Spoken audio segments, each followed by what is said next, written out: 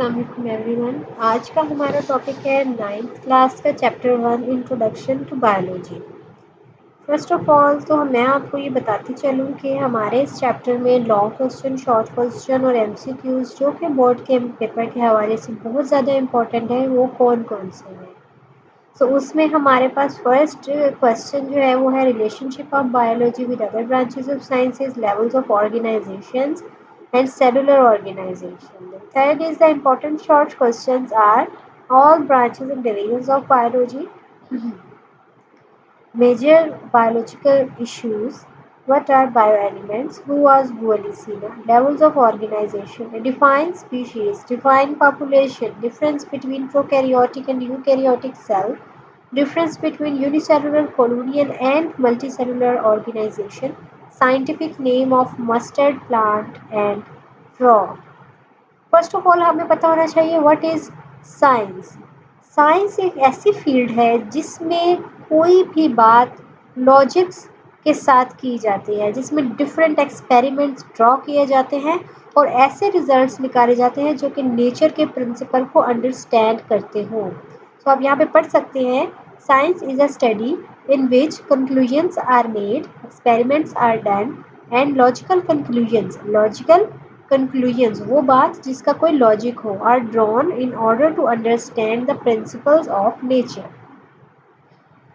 सबसे पहली डेफिनेशन हमारी बुक की जो है वो है बायोलॉजी। सो ये दो ग्रीक वर्ड से बनी है, bio and logos. Bio means life and logos means thought and reasoning. So, study of life is known as biology.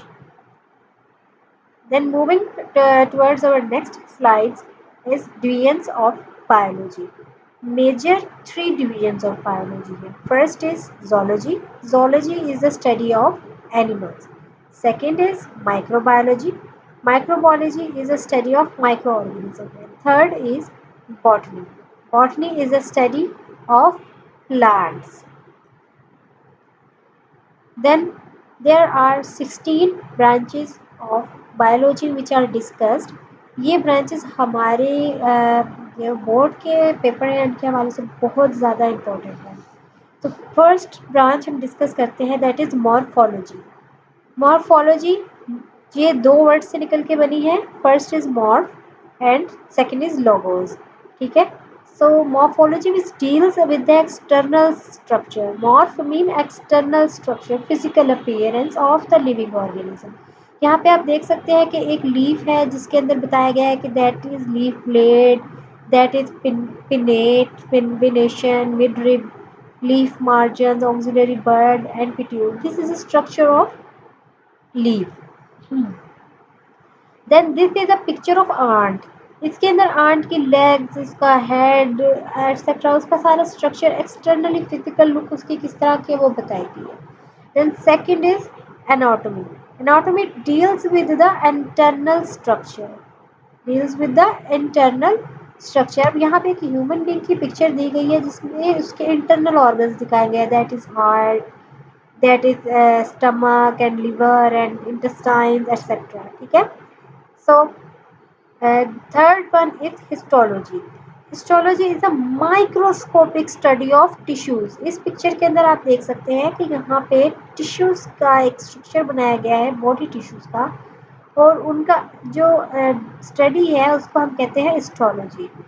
then moving toward next is cell biology. The structure and function of cell and organelles and division of cells is called cell biology. अब यहाँ पे आप देख सकते हैं कि यहाँ पे प्लांट सेल और एनिमल सेल दिखाए गए हैं, this is plant cell, this is animal cell. अब इनका क्या स्ट्रक्चर है, बेसिक डिफरेंस तो ये है कि एनिमल सेल के अंदर जो है वो सेल वॉल नहीं दिखाई गई, जबकि प्लांट सेल के अंदर सेल वॉल दिखाई गई है। इसका स्ट्रक्चर, इसका फंक्शन और इस पर जो सेल डिवीजन का प्रोसेस होना है उसकी टोटल स्टडी को हम कहते हैं collectively cell biology. Then there is another branch which is physiology. Physiology is a study which deals with the structure and functions of different parts of living organism. ठीक है। Structure और functions देखिए यहाँ पे एक ह्यूमन बॉडी दिखाई गई है जिसके अंदर हार्ट को दिखाया गया है, kidney, skeleton, gall bladder, cells etcetera. इन सब चीज़ों का, इन सब ऑर्गन्स का बॉडी के अंदर एक फंक्शन है जो कि कलेक्टिवली एक कोऑर्डिनेशन और एक ह्यूमन के अंदर एक सिस्टम को डेवलप करता है, ठीक है। Deals with the function of different parts of living organism. Then there is an embryology. It deals with the study and development of embryo to the new individual. Embryo की development एक new individual तक की study को embryology कहते हैं। Genetics is the study of genes and its role of inheritance. Inheritance basically deals with the transmission of characteristics from parents to organisms, ठीक है। Then taxonomy. Taxonomy वो branch होती है जिसमें हम किसी एक स्पीशी को नेम देते हैं। Naming of and classification of organisms into groups and सब ग्रुप्स। लाइक सबसे पहले हमारे पास एक बड़ा सा किंगडम आता है, फिर उसके अंदर फाइलम होते हैं, फिर उसके अंदर डिफरेंट क्लासेस होती हैं, फिर उसके ऑर्डर्स होते हैं, फिर उसकी फैमिलीज होती हैं, फिर जीनस होता है और फिर एक स्पीशी होती है।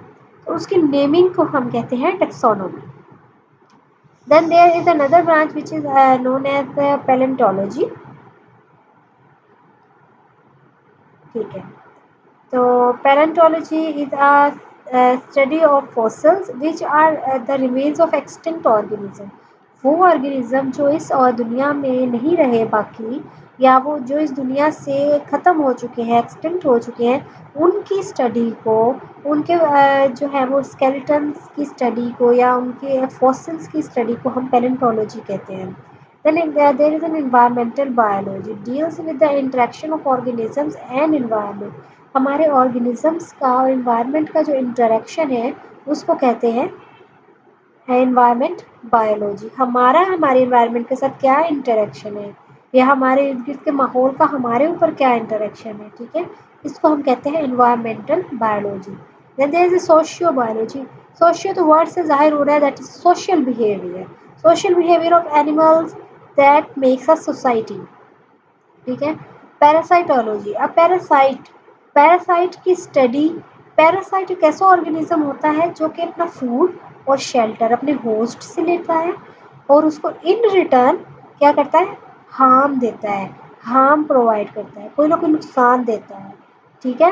लाइक डिफरेंट वायरसेस हैं, वो अपने होस्ट के सेल्स के अंदर रहते हैं और इन रिटर्न आपकी बॉडी को, ह्यूमन बॉडी को, या भी जो जो होस्ट सेल है उसकी बॉडी को इन रिटर्न हार्म करते हैं, कोई ना कोई डिजीज़ कर देते हैं, कोई ना कोई ऐसे सिम्टम्स ले आते हैं जो कि हमारी बॉडी के लिए हेल्पफुल या फ्रूटफुल नहीं होते। लाइक आप यहाँ पे देख रहे हैं कि एक पैरासाइट है जो कि एक ह्यूमन बॉडी के अंदर जा रहा है। अब ये वहाँ पर स्टे करेगा कुछ अर्सा और वहाँ पे उसको हार्म देगा। समटाइम्स ये डेथ कॉजिंग भी हो सकते हैं। Then there is biotechnology. Biotechnology के अंदर हम बायो मीन्स कि हम लाइफ को या डिफरेंट माइक्रो ऑर्गेनिजम्स को यूज़ करते हैं for the welfare of man kind. Technology के इसके अंदर साइंटिफिक नॉलेज आ जाता है, हम उसको टेक्निकली डील करते हैं और उसको ह्यूमन की वेलफेयर के लिए यूज़ करते हैं। Then immunology. Immunology deals with the study of immune system of the animals which defends the body from the invading microbes. हमारी बॉडी के ऊपर हमला करने वाले बहुत से माइक्रोब्स हैं हमारी आउटर इन्वायरमेंट के अंदर, तो हमारी बॉडी जो है वो उन माइक्रोब से डिफेंडिंग का जो सिस्टम डेवलप करती है उसको कहते हैं इम्यूनोलॉजी। उसकी स्टडी को इम्यूनोलॉजी कहते हैं। Entomology is the study of insects and pharmacology deals with the study of drugs and there effects on the systems of the human body. Our topic is relationship of biology to the other branches of sciences। हमारी biology का relationship हमारे other branches of sciences से क्या हो सकता है, इसकी study को हम इंटरडिसिप्लिनरी साइंसेस भी कहते हैं। Relationship of sciences with other branches of sciences called interdisciplinary sciences. अब वो ब्रांचेस क्या हो सकती हैं? बायोफिजिक्स। फिजिक्स से हमें पता चलता है कि ये जो है ये मूवमेंट से रिलेटेड है, ठीक है। और bio means life, deals with the principle of physics that are applicable to the biological phenomena. Chemistry हमें नाम से पता चलता है कि ये केमिकल्स से रिलेटेड है, ठीक है। deals with the chemistry of different compounds in the living body.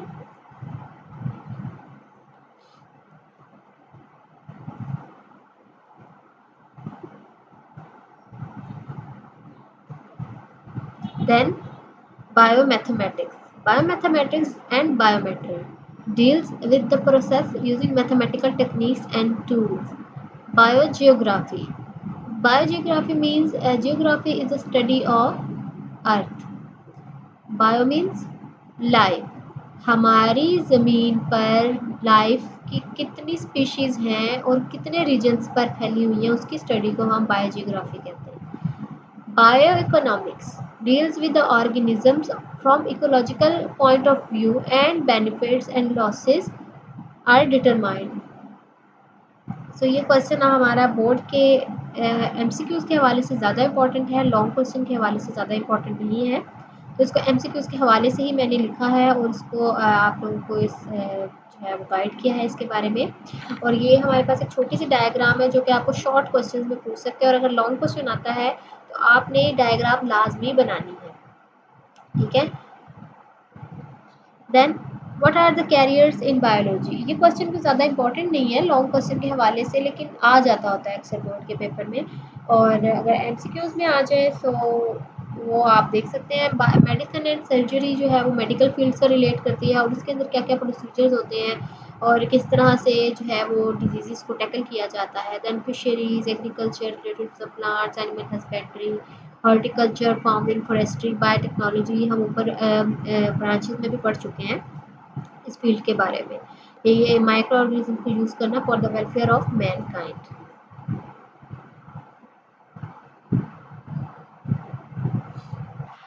Then moving towards the next, there is a detail of Muslim scientists who play a part in scientific community. ठीक है. First हमारे पास scientist जो है वो आते हैं Jabir bin Hayyan.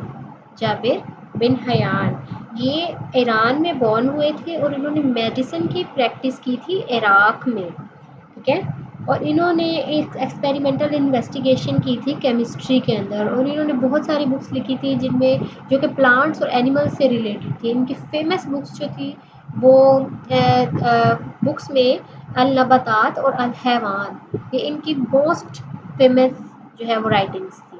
Then second scientist हमारे पास हैं अब्दुल मलिक अस्माई. ये फर्स्ट मुस्लिम साइंटिस्ट थे जिन्होंने एनिमल्स और प्लांट्स को डिटेल में पढ़ा.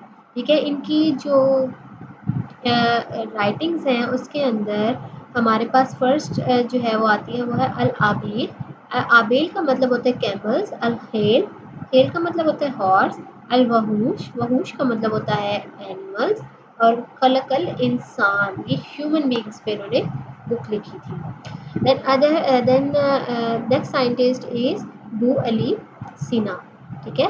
ये फाउंडर ऑफ मेडिसिन कहलाए गए. इन्होंने एक वेस्ट के अंदर इनकी बहुत फेमस बुक थी अल कानून फेल अल तिब.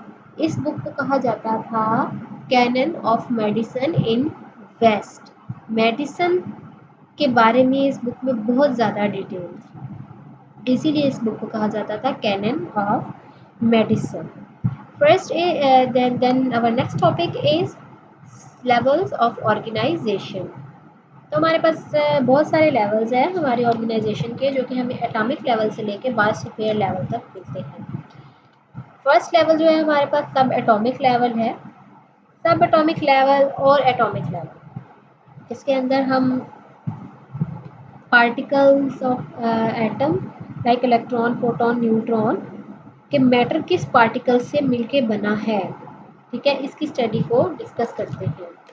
इसी के अंदर हमारे पास आ जाते हैं बायो एलिमेंट्स.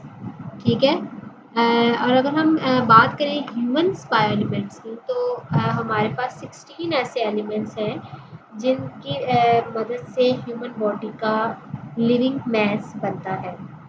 उन 16 बायो एलिमेंट्स में 6 ऐसे हैं जो कि 99% जो है वो टोटल बॉडी मैस बनाते हैं. बाकी जो 1% है वो ट्रेस एलिमेंट्स कहलाते हैं. जो 6 एलिमेंट्स हैं उनमें oxygen, hydrogen, nitrogen, calcium and phosphorus include है. बाकी के 10 में potassium, sulphur, chlorine, nitrogen, magnesium, iron, copper, manganese, zinc और आयरन और आयोडीन आ जाते हैं। ठीक है, मॉलिक्यूलर लेवल में हम स्टडी करते हैं अप टू मॉलिक्यूल्स। ठीक है, अब मॉलिक्यूल्स की बात करें तो हमारे पास दो टाइप्स के मॉलिक्यूल्स आते हैं। ठीक है, एक है माइक्रो मॉलिक्यूल्स, शॉर्ट क्वेश्चन के हवाले से बहुत ज़्यादा इंपॉर्टेंट है ये। माइक्रो मॉलिक्यूल्स वो होते हैं जिनका मॉलिक्यूलर वेट कम हो। इनमें हमारे पास एग्जांपल्स में आ जाते हैं glucose and water. Macro molecules में हमारे पास आ जाते हैं वो मॉलिक्यूल्स जिनका मॉलिक्यूलर वेट बहुत ज़्यादा हाई होता है, जिनके अंदर हमारे पास starch, amino acids, proteins and lipids वगैरह आते हैं। Next level is organelles and cell level. Molecular level के बाद आता है हमारे पास ऑर्गेनेलिज एंड सेल लेवल। इसके अंदर हम लोग ऑर्गेनेलिज कब बनती है? ठीक है, बायोमोलिक्यूल्स असेंबल होते हैं तो वो एक ऑर्गेनेली बना देते हैं।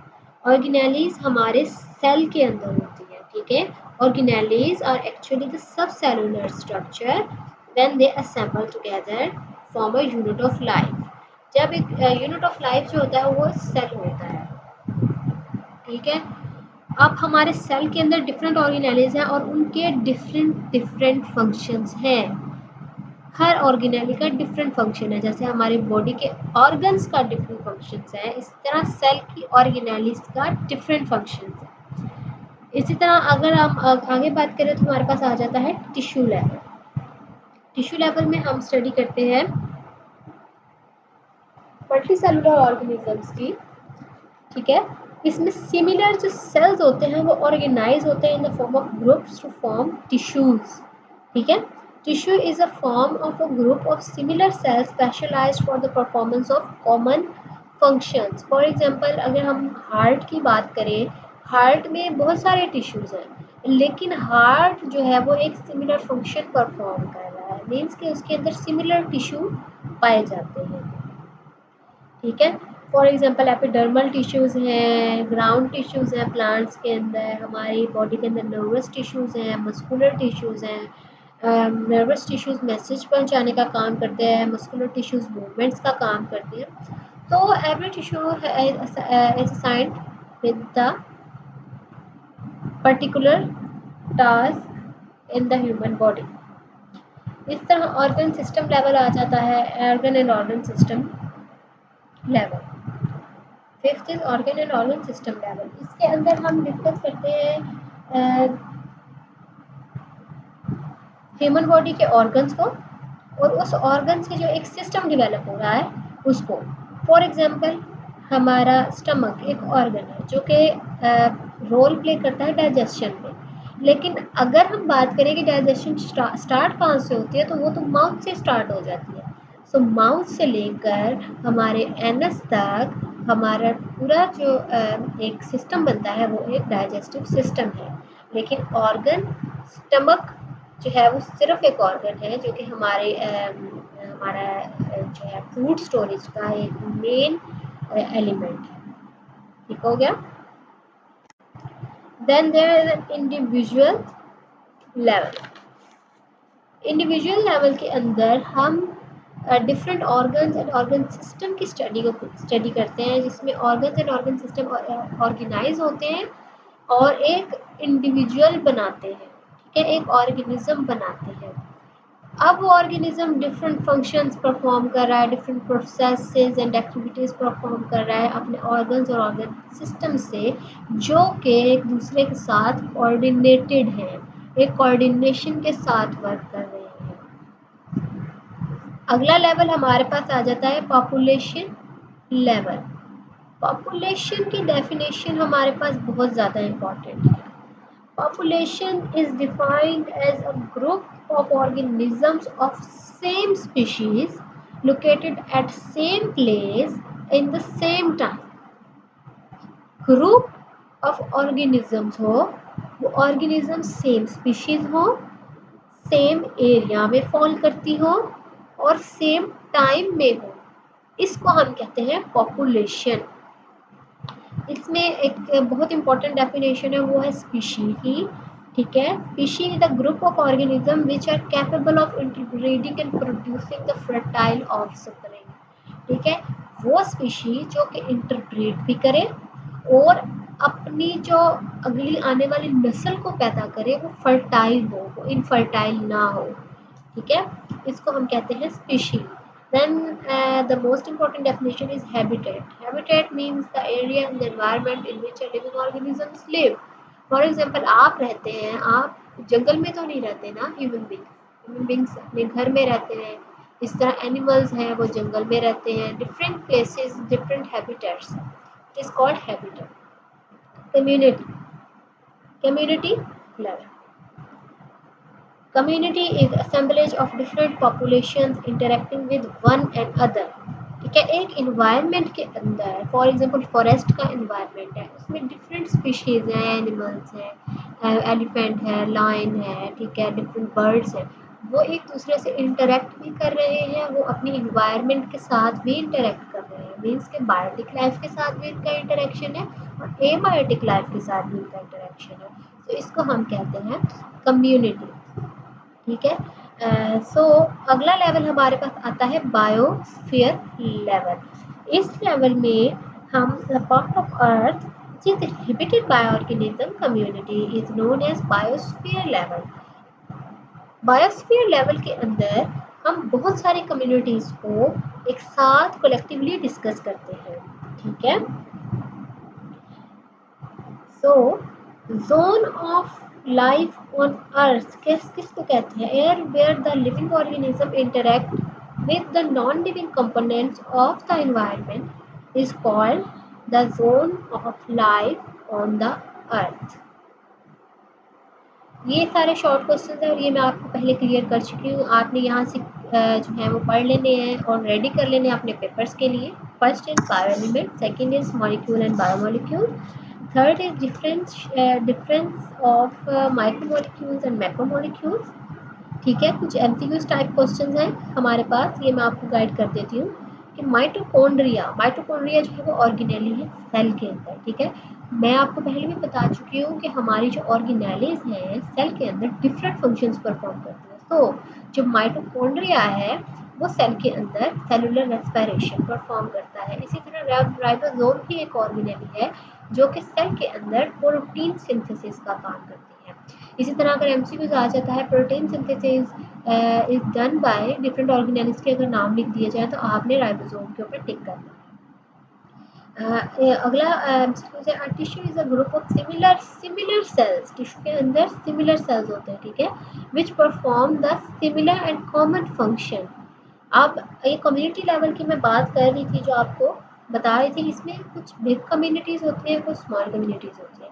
बिग कम्युनिटीज़ में आपको बता चुकी हूँ, फॉरेस्ट कम्युनिटी डिस्कस कर सकते हैं आप, ठीक है। इसी तरह small communities are log fallen from a tree, ठीक है। अगर एक दरख्त का कोई तना टूट के ज़मीन पे गिर गया है और उस पर छोटा सा एक कम्युनिटी डेवलप हो गई है चूंटियों की, आंट्स की, तो उसको हम कहते हैं सिंपल कम्युनिटी। इस तरह what is organ system, population, species and habitat, what is community, ठीक है। अब अगला हमारे पास मोस्ट इंपॉर्टेंट क्वेश्चन आता है difference of prokaryotic and eukaryotic cell.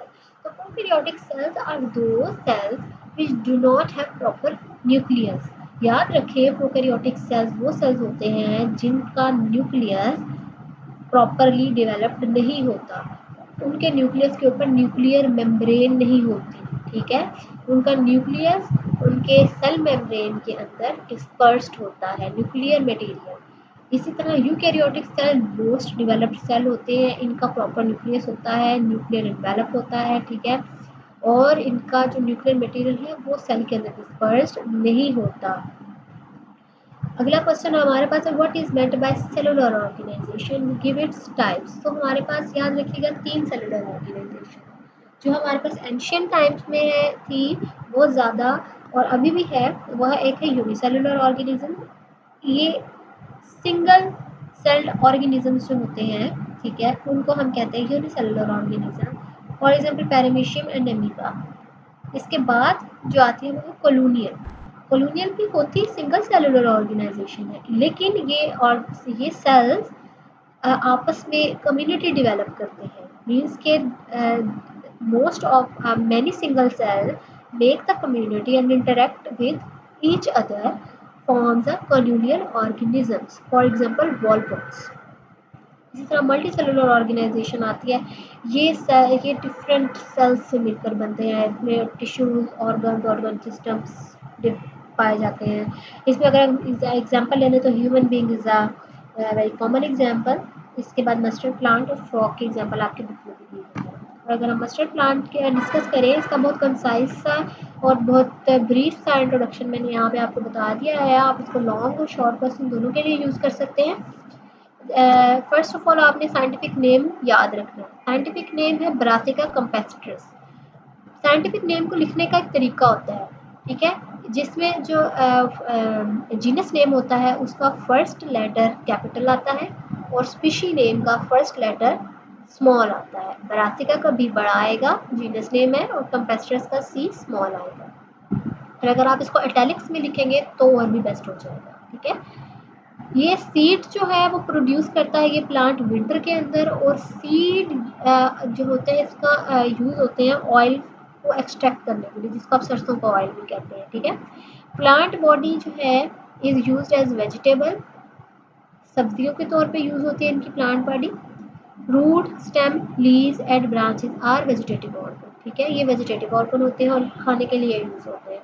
इसके अलावा जो ये सेक्शुअल रिप्रोडक्शन के अंदर पार्टिसिपेट नहीं करते ये वाले ऑर्गन, जबकि जो फ्लावर जो है, फ्लावर भी एक ऑर्गन है, ठीक है, जो कि सेक्शुअल रिप्रोडक्शन में पार्टिसिपेट करता है और क्या प्रोड्यूस करता है, fruits and seeds, fruits and seeds. Next है हमारे पास फ्रॉग, ठीक है, इसका नेम भी इसी तरह ही है, राना टिग्रेना, ठीक है। Scientific name, genus name with capital letter, first capital letter, then species name with small letters.